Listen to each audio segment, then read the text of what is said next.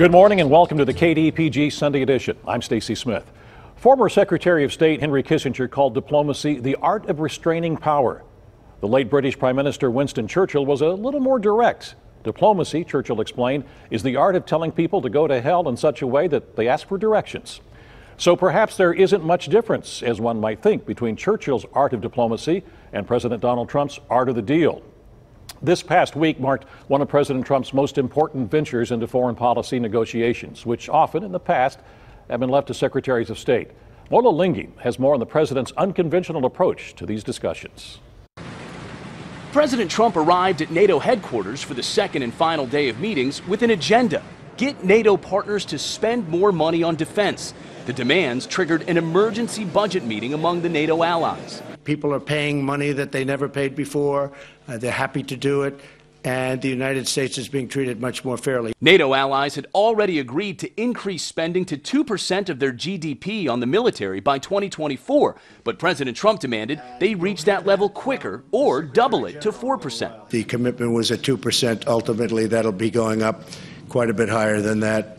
So we made a tremendous amount of progress today. But French President Emmanuel Macron denied that there are any new commitments, only the previous agreement to reach 2%. The president's demands had some diplomats questioning the long-term U.S.-NATO relationship, but President Trump insists NATO is better now than ever. Are you still threatening to potentially pull the United States out of NATO for any reason? And do you believe you can do that without Congress's explicit support and approval? I think I probably can, but that's unnecessary. And the people have stepped up today like they've never stepped up before.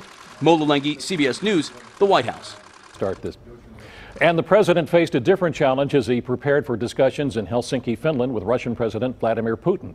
This morning on the KDPG Sunday edition, we'll take a look at the Trump presidency, how it has changed the administration of that office, and how Donald Trump has changed the world's view of American leadership.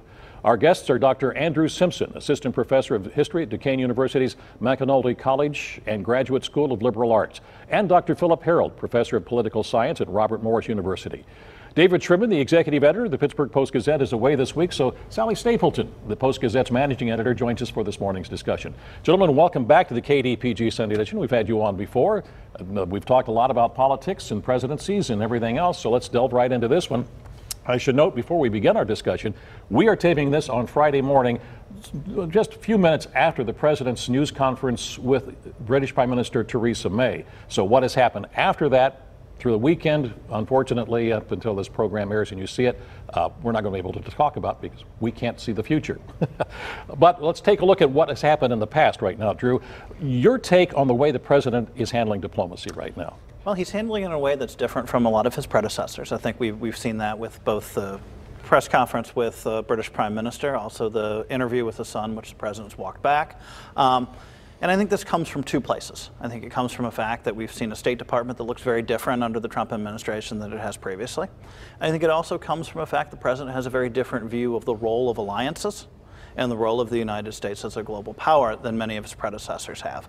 And so we'll see how this plays out as we move forward into the meeting with Russian President Putin. Phil, how do you view the fact, as Drew just pointed out, that and we said in the intro, that the president's taking these on his own and not having the Secretary of State do it, which is the normal way that in the past many presidents have handled it?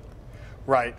Yeah, President Trump has done a lot of things differently, including this personal connection with leaders and really simplifying, I think, the approach to foreign policy. He doesn't like the big multilateral things, very complex deals with other countries. He's really backed off. I mean, his foreign policy legacy is backing off of the Obama legacy completely at this point. I mean, he's pulled out of the Trans-Pacific Partnership, the Iran deal, the Paris Climate Accords. Relations with NATO are very different. Relations with Israel are much warmer. Even Cuba, he's changed.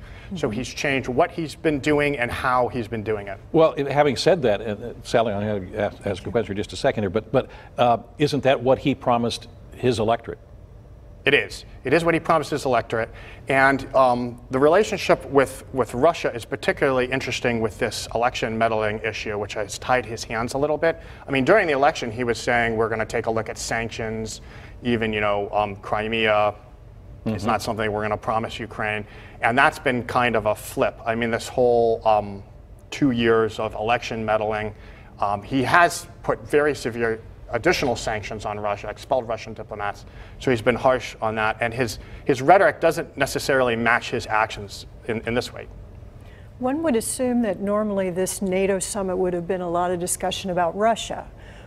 Britain just has looked at another death due to the Novichok poisoning. They think that could be related to the earlier spy poisoning. So it shifted what was discussed at this meeting to a certain extent. Do our NATO allies, who we have historically been strong with, do they look at this as a 2 to 6 year blip, or are they restructuring their relationship with the U.S.? I mean, I think that's the $64,000 question. At this point in time, what our NATO allies are trying to figure out is, one, is there an intentional strategy behind President Trump's diplomacy, or is it simply President Trump playing to a domestic base? And that was something that very much came up at this summit. It was also something that very much came up at the G7. And if you look at the reporting on it, we've sort of seen a tale of two summits.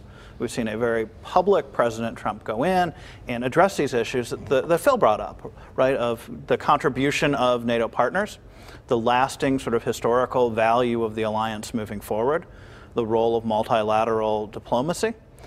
And then what we see is we get reporting coming out in private that says the president's, engaging and gregarious and is getting along very well with these leaders.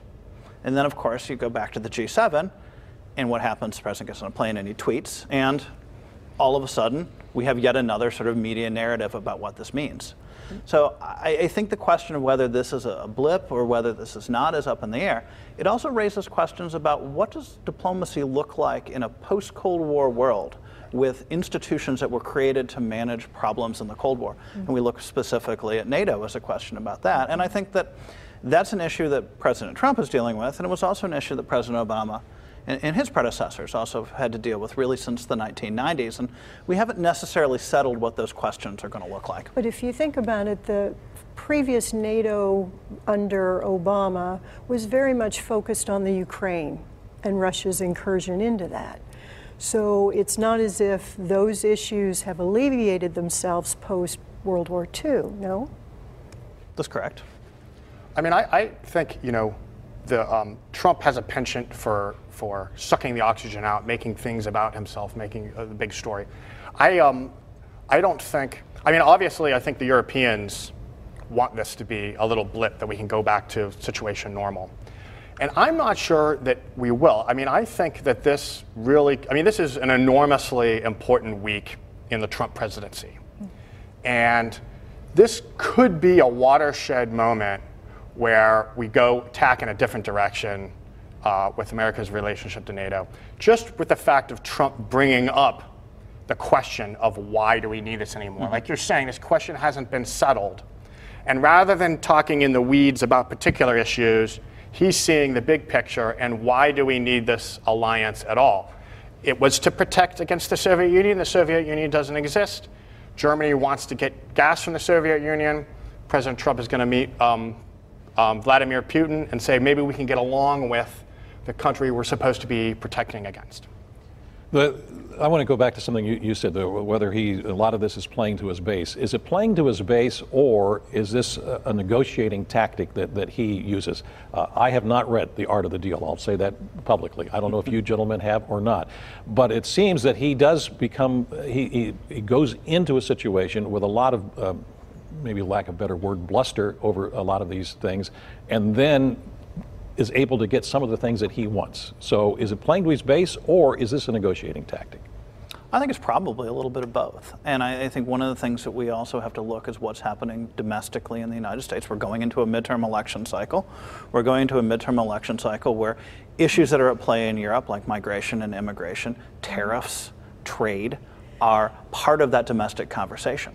And so it's hard to separate this question of whether there's political points being scored at home, or whether we're also going in from this sort of, you say, sort of a position of strength, trying to get as much as that we can out of this sort of set of alliances. And I think the president, to your point, really does sort of view the idea of negotiations as a one-on-one relationship where he can come in and hopefully establish a personal relationship to get strategic gains for the U.S. That's interesting you bring that up because from the outset of the NATO, he was criticizing Germany up one side and down the other, and then he comes out and says, Angela Merkel and I have got a wonderful relationship. We just get along fabulously well. The images would say differently. Yeah, but I mean, but that's how he comes across with these sort of things. Yeah, he's able to do that. You know, the rhetoric not matching the reality, doing the same thing with Theresa May, coming in saying we have this wonderful relationship and backing off of the interview where he's lobbing a grenade really into someone in a very tenuous political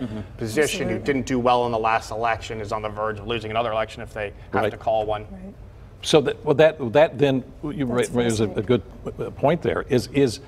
Are his relationships based on who knows for sure, I guess, but based on just his personal way of doing things, or for the United States? I mean, I know he's negotiating for the United States. I'm not saying that that's not the case, but is he basing it more on how his personal relationship is? Well, I think there's always an important role of personal relationships in diplomacy. You know, as a historian, you look back at the major diplomatic moments in 20th century American history, and there are these sort of strange bedfellows, whether it's Nixon going to China, whether it's Jimmy Carter bringing people together around Middle East peace. Right? There are personal relationships that are at play that shape things. And you know, you have these leaders that get together on a fairly regular basis. They know each other. It's a fairly small group. So I think that does matter. But I think you're right. We don't necessarily, we can't look into President Trump's soul and see exactly what's happening in terms of how he approaches negotiation. I think he's been reasonably transparent that personal relationships matter. But kind of have to go from there and see how the rest of this week plays out. And that's why meeting, I think, with Vladimir Putin is so important, because we actually have had less contact with Russia than we did during the Cold War era.